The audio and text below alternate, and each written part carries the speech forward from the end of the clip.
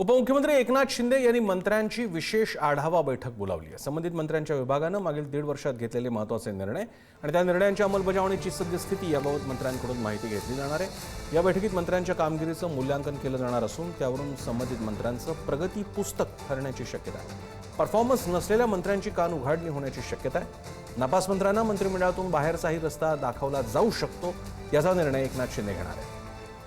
पंकज दळवी आपल्याला सांगतात काय चाललंय शिवसेनेत। पंकज, शिवसेनेमध्ये आता प्रगती पुस्तक आणि रिझल्ट ओरिएंटेशन काय चाललंय? निश्चित परफॉर्मन्स द्या आणि मंत्रिमंडळात टिकण्याचंही तुमची पद जे आहे ते मंत्रिमंडळातलं पद निश्चित करा, ही सिंपल भूमिका एकनाथ शिंदेंनी घेतलेली आहे। जेव्हा आज जे आहे ते एकनाथ शिंदे गेल्या मंगळवारी सुद्धा कॅबिनेट बैठकीनंतर काही विभागांचा आढावा घेतला होता। आज पुन्हा सर्व विभागांचा आढावा जे आहे ते एकनाथ शिंदे घेणार आहेत। त्याच्यामध्ये मंत्र्यांनी घेतलेले निर्णय, त्यांना मिळालेला निधी, त्या निधीचा केलेला वापर, मंत्र्यांनी घेतलेल्या निर्णयांची अंमलबजावणी झाल्यानंतर ते निर्णय कशा पद्धतीनं योग्य पद्धतीने सुरू आहेत का, या सगळ्या गोष्टींचा आढावा एकनाथ शिंदे जे आहेत ते घेणार आहेत। अर्थात संघटनात्मक पातळीवरती त्यांनी घोषणा केली होती की 2.5 वर्षानंतर नव्या चेहऱ्यांना संधी देण्यात येईल किंवा रिशफलिंग करण्यात येईल।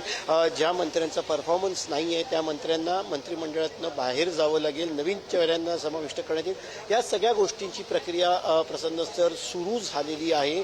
गेल्या बैठकीच्या कॅबिनेट बैठकीनंतर जी आढावा बैठक झालेली तेव्हा काही मंत्र्यांना त्यांनी धाराव्यावरती धरलं होतं, म्हणून आज मंत्र्यांच्या OSD आणि PSची धावपळ आहे ती केलेली माहिती योग्य पद्धतीनं प्रेझेंटेशन जे आहे मग ते PPT फॉर्मॅटमध्ये असेल किंवा कागदोपत्री प्रेझेंटेशन असेल ते योग्य पद्धतीने एकनाथ शिंदेंकडे गेलं पाहिजे। कारण काही मंत्र्यांवरती त्यांची जी आहे ती कडक नजर आहे असं आपण म्हणू शकतो। मग त्याच्यामधले 3 ते 4 मंत्री आहेत ज्यांच्या पूर्ण परफॉर्मन्सवरती, ते करत असलेल्या विधानांवरती, ते राजकीय पद्धतीने कशा माध्यमांसमोर बोलतात, ते कसे पक्षात म्हणजे खासगीमध्ये किती काय बोलतात, या सगळ्या गोष्टींवरती जे लक्ष आहे आणि त्याचं जे रिफ्लेक्शन आहे ते प्रगती पुस्तकामध्ये असणार आहे। निकाल ओरिएंटेड जसं तुम्ही म्हणालात तसं राजकारण जे शिवसेनेत सुरू झालेलं आहे। संध्याकाळी एकनाथ शिंदे उशिरा आमदारांशी सुद्धा संवाद साधण्याची शक्यता आहे।